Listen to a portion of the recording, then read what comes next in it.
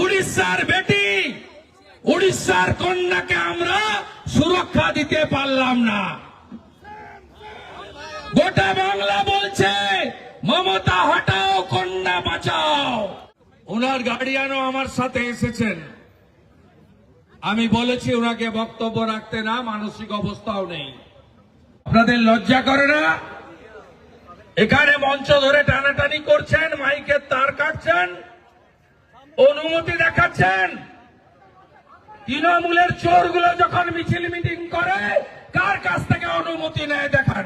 যে মুখ্যমন্ত্রী বলেন মেয়েরা রাত্রে বেরোবে না, যে মুখ্যমন্ত্রী বলেন মেয়েরা তার সুরক্ষা নিজেরা বুঝে নাও, তার এক মুহূর্ত চেয়ারে থাকা উচিত নয়। কন্যা বাঁচাও, কন্যা বাঁচাও।